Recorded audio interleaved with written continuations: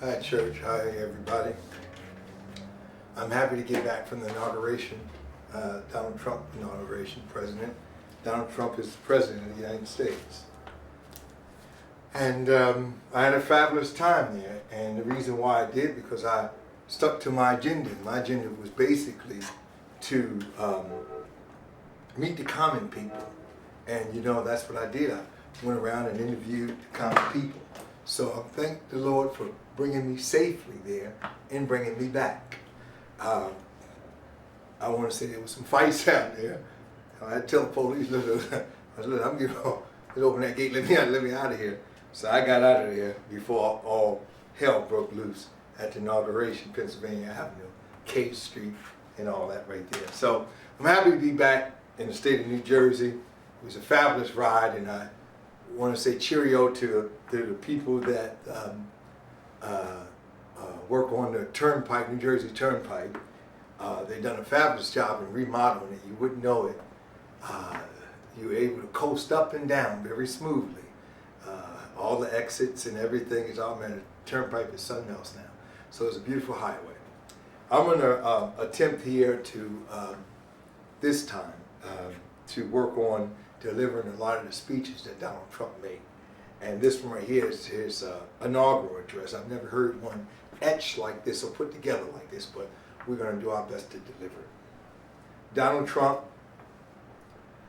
President of the United States, 2017. Present.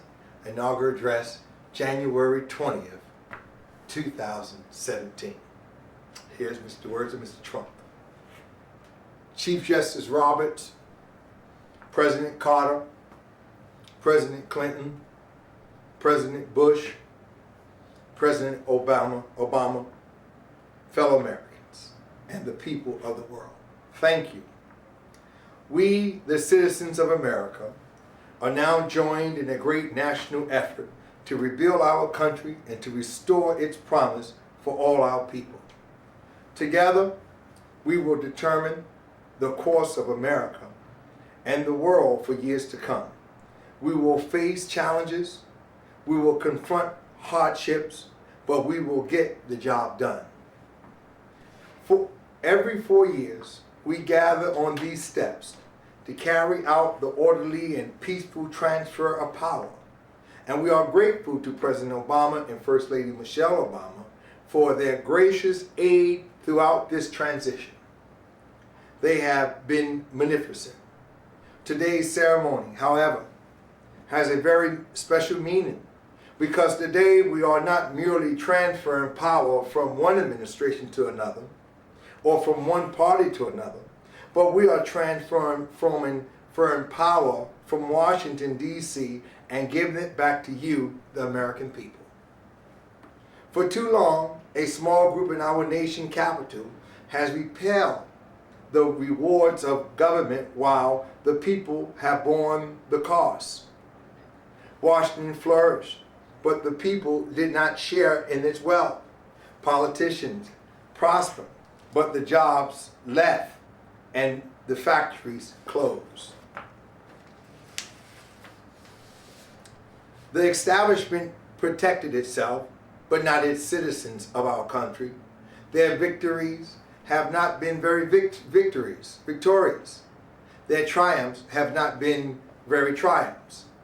And while they celebrate in our nation's capital, there was little to be celebrated for struggling families all across our land.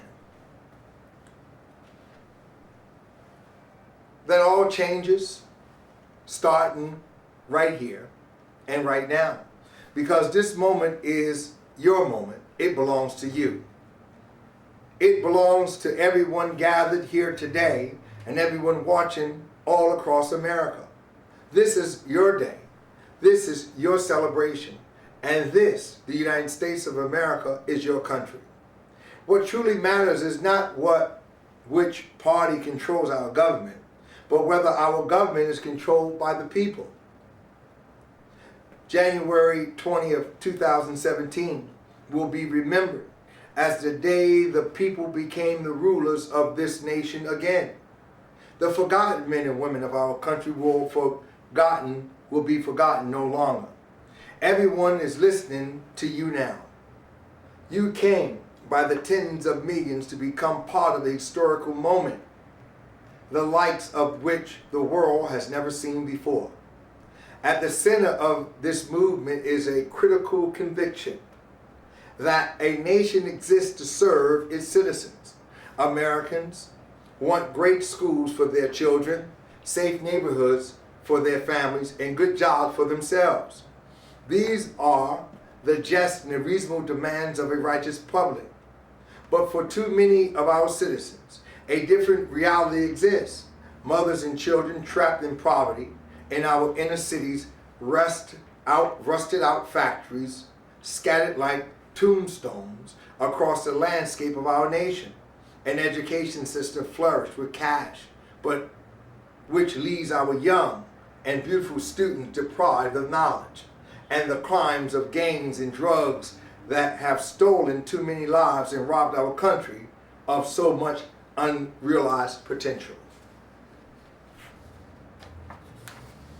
The American continent stops right here, and stops right now. We are one nation, and their plan is our plan. Their pain is our pain. Their dreams are our dreams, and their success will be our success. We share our heart, one home, and one glorious destiny. The oath of office I take today is an oath of allegiance to all Americans. For many decades, we have enriched foreign industry at the expense of American industry, subsidized the armies of other countries while allowing for the very sad declaration of our own.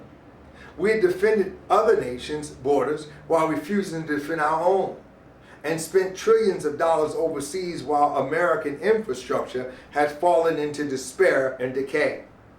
We have made our country rich while the wealthy, strength, and confidence of countries has disappeared over the horizon.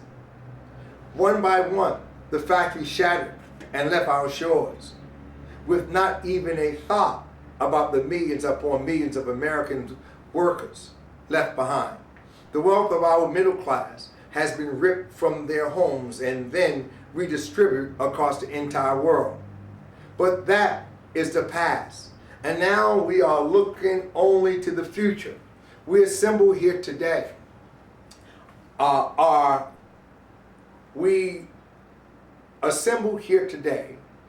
issuing a new decree to be heard in every city, in every foreign capital, and in every hall of power. From this day forward, a new vision will govern our land. From this moment on, it's going to be America first. Every decision on trade, on taxes, on immigration, on foreign affairs will be made to benefit American workers and American families. We must protect our borders from the ravage of other countries while making products, stealing our companies, and destroying our jobs. Protection will lead to great prosperity and strength. I will fight for you with every breath in my body. And I will never ever let you down. America will start winning again, winning like never before. We will bring back our jobs. We will bring back our borders. We will bring back our wealth, and we will bring back our dreams. We will build new roads, new highways and bridges and airports and tunnels and railroads all across our wonderful nation. We will get our people off welfare and back to work, rebuilding our country with American hands and American labor. We will follow that simple ruler: buy rules, buy America, buy American, and hire American. We will seek friendship and goodwill with the nations of the world, but we will do so with the understanding that it is the right of all nations to put their own interests first. We will not seek to impose our way of life on anyone, but rather to let it shine as an example for everyone to follow. We will reinforce old allies and form new ones, and unite the citizens, civilized world against racial Islamic terrorism, which will eradicate completely from the face of the earth. At the bedrock of our politics will be a total allegiance to the United States of America. And through our loyalty to our country, we will rediscover our loyalty to each other. When you open your heart to patriotism, there is no room for prejudice. The Bible tells us how good and pleasant it is when God's people live together in unity.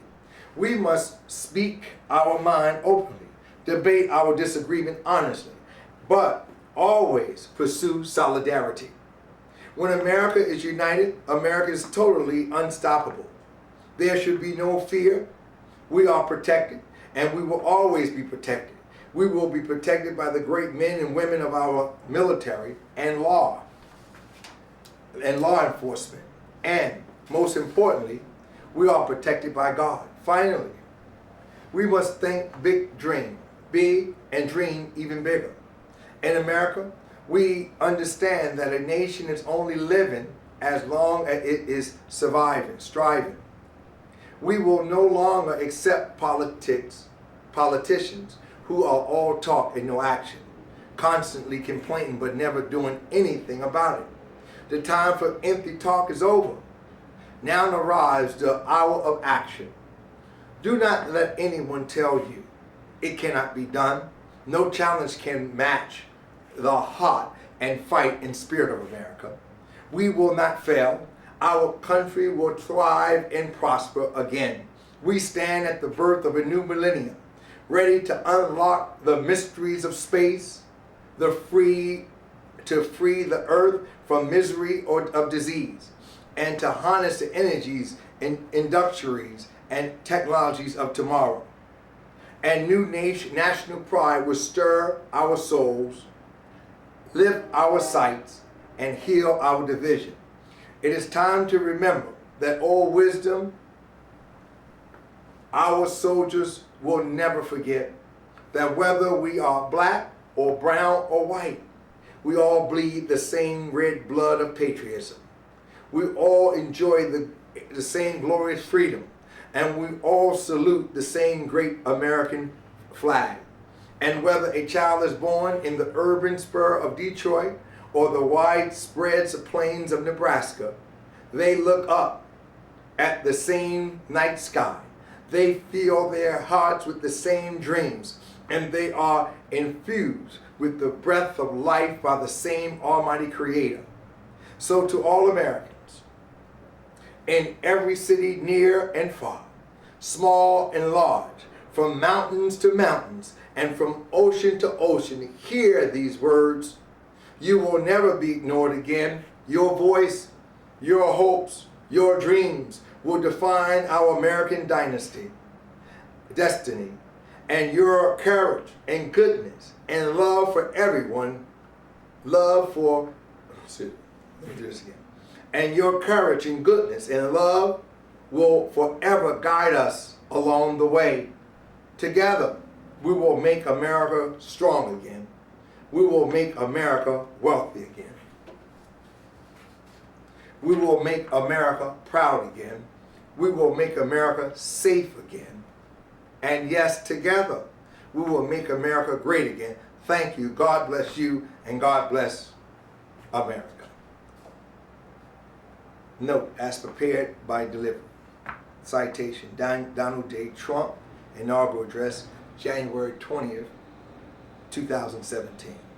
Online by Gerhard Peters and John T. Woolley, the American Presidency Project. I've been reading the President Project for a few years now.